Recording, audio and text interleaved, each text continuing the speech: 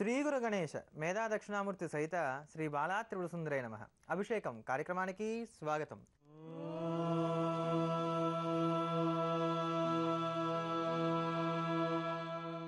ఈ రోజు అత్యంత ప్రధానమైన పుణ్యప్రదమైనటువంటి రోజు. పురుషోత్తమ మాసం యొక్క సారమంతా కూడా మనకు అందించేటువంటి పూర్ణిమ తిథి ఉన్నటువంటి రోజు.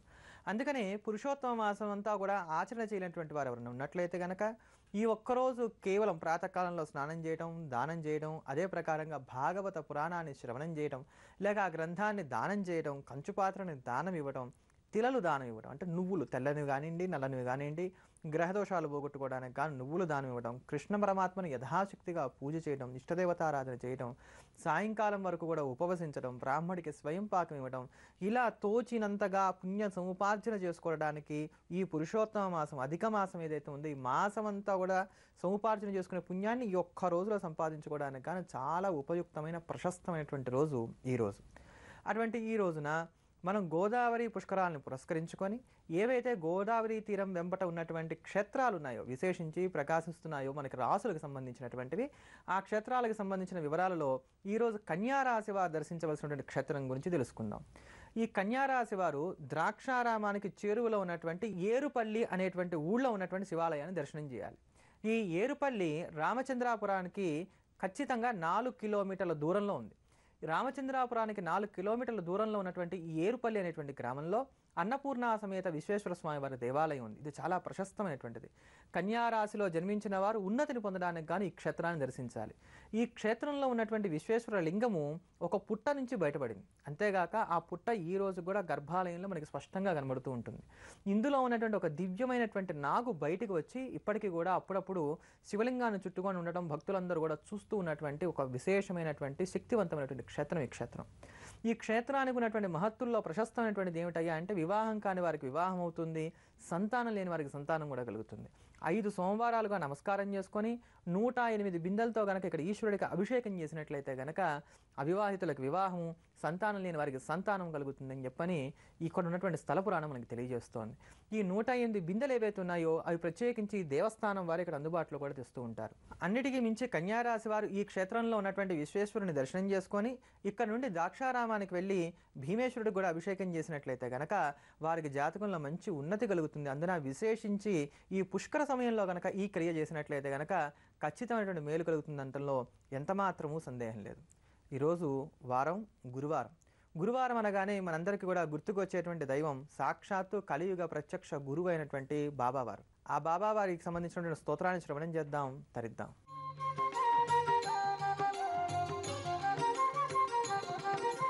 బ్రహ్మస్వరూప సాయిషా, విష్ణు స్వరూప సాయిషా, ఈశ్వర రూప సాయిషా, తత్ప్రణమామి సద్గురుదేవ.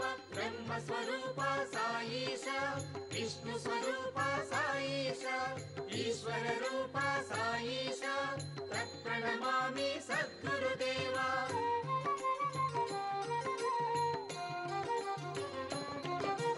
అద్భుత చరిత సాయిషా, అభయ ప్రదాత సాయిషా, ఆపద్బాంధవ సాయిషా, తత్ప్రణమామి సద్గురుదేవ. అద్భుత చరిత సాయిషా, అభయ ప్రదాత సాయిషా, ఆపద్బాంధవ సాయిషా, తత్ప్రణమామి సద్గురుదేవ.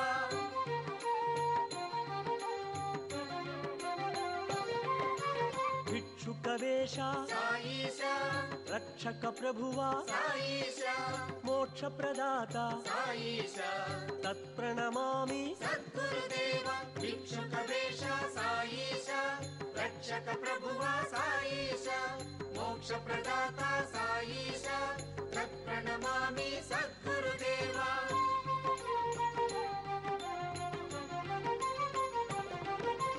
రామస్వరూప సాయిషా, రాముని చూపిన సాయిషా, ప్రేమ స్వరూప సాయిషా, తత్ప్రణమామి సద్గురుదేవ.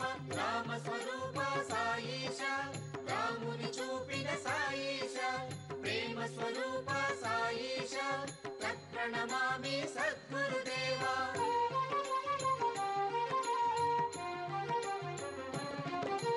దత్త స్వరూప సాయిష దాక్షిణ్య భావ సాయిష జ్ఞాన ప్రదాత సాయిష తత్ప్రణమామి సద్గురుదేవ దత్త స్వరూప సాయిష దాక్షిణ్య భావ సాయిష జ్ఞాన ప్రదాత సాయిష తత్ప్రణమామి సద్గురుదేవ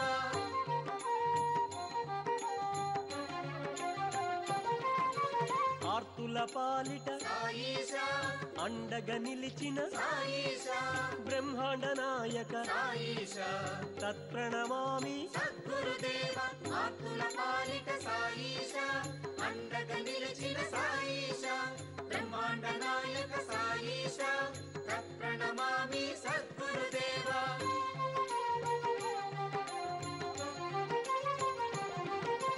విభూతిదాత సాయిష ప్రాణ ప్రదాత సాయిష ద్వారకమాయి సాయిష తత్ప్రణమామి సద్గురుదేవ విభూతిదాత సాయిష ప్రాణ ప్రదాత సాయిష ద్వారకమాయి సాయిష తత్ప్రణమామి సద్గురుదేవ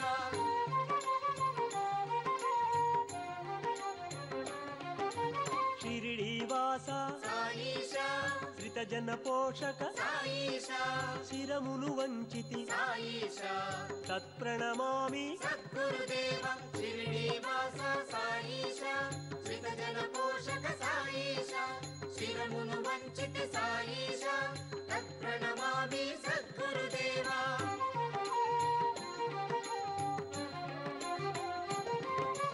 యోగి స్వరూప సాయిష సుందరహాస సాయిష సద్గుణ సాంద్ర సాయిష తత్ప్రణమామి సద్గురుదేవ యోగి స్వరూప సాయిష సుందరహాస సాయిష సద్గుణ సాంద్ర సాయిష తత్ప్రణమామి సద్గురుదేవ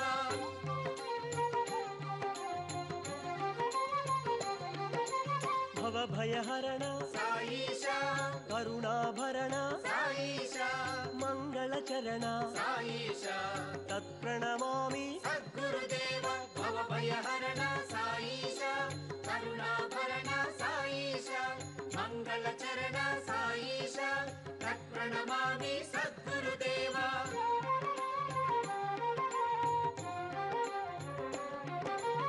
ఆశ్రిత పాలక సాయిష ఆనందదాయక సాయిష అమరాధీశ్వర సాయిష తత్ప్రణమామి సద్గురుదేవ ఆశ్రిత పాలక సాయిష ఆనందదాయక సాయిష అమరాధీశ్వర సాయిష తత్ప్రణమామి సద్గురుదేవ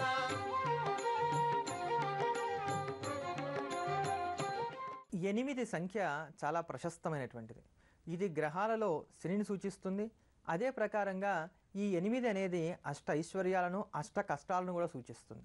కనుక ఈ 8తో మనకి చెప్పబడుతున్నటువంటి దోషాలు ఏవైతే ఉన్నాయో అవన్నీ తొలగడానికి, ఈ 8తో చెప్పబడుతున్నటువంటి నిధులు కానీ లేక యోగములు కానీ ఐశ్వర్యములు కానీ ఏవైతే ఉన్నాయో అవి కలగడానికి గాను మనకు ఉన్నటువంటి స్తోత్ర ప్రక్రియే అష్టకం.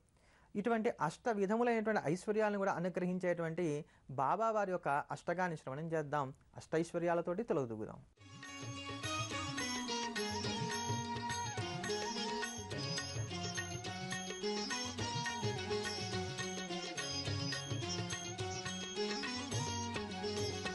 ओम जय गुरुदेव नमो साई सद्गुरुदेव नमो ब्रह्मा विष्णु महेश्वर हाय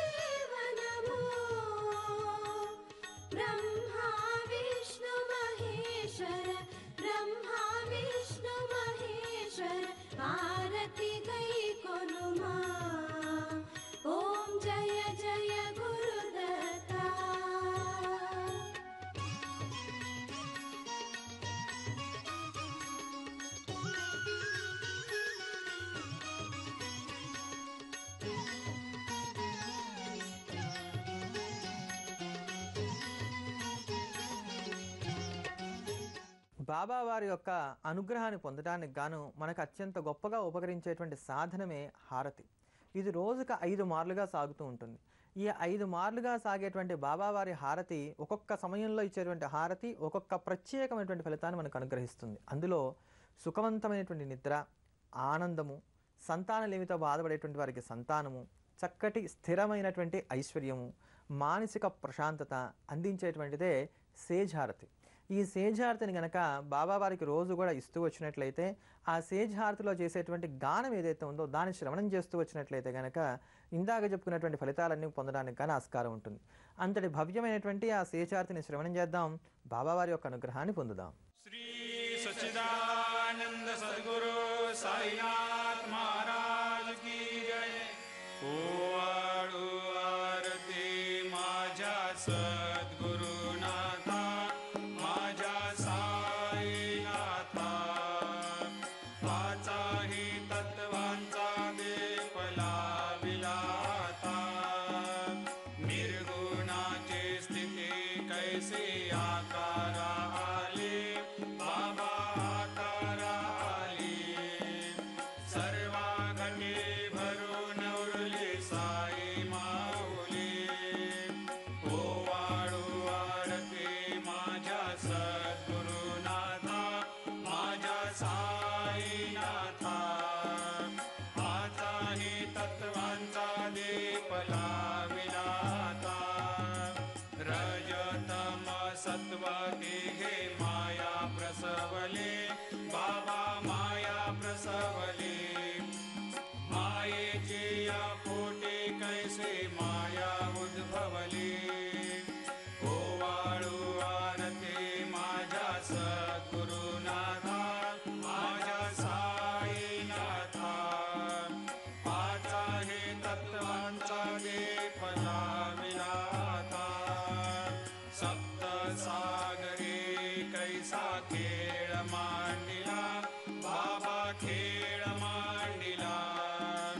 खेळोनी या खेळ अवघा विस्तार केला.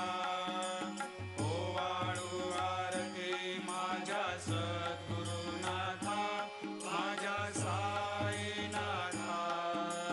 पाचाही तत्वांचा दीप लाविलाता, ब्रह्मांडीची रचना कैसे दाखविली डोळा, बाबा दाखविली डोळा.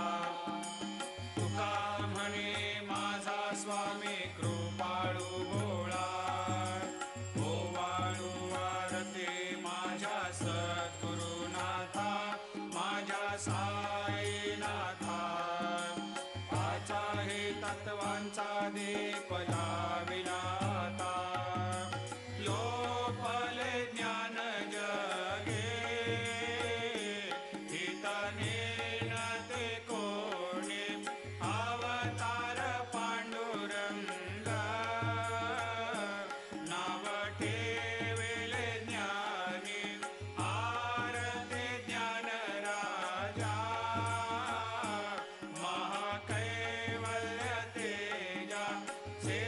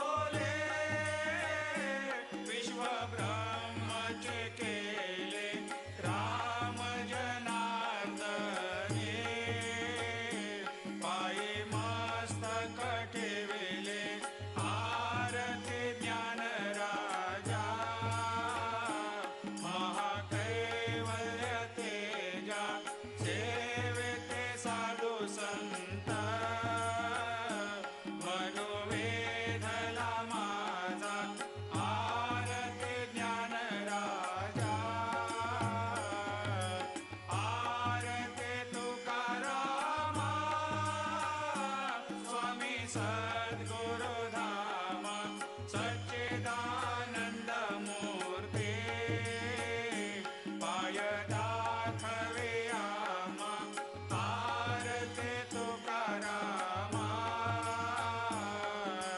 राघवे सागरात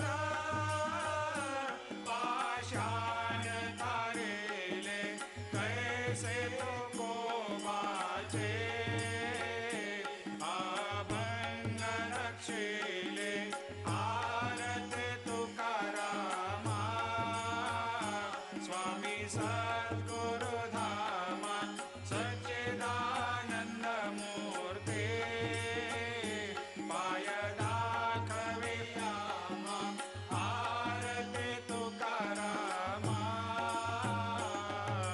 तो गीता तुलनेसी ब्रह्म तुकाशे आले मनोनी रामेश्वरे चरणी मस्तक ठेविले आरती तुकारामा स्वामी सद्गुरुधाम सच्चिदानन्दमूर्ते पाय दाखवे आमा आरती तुकारामा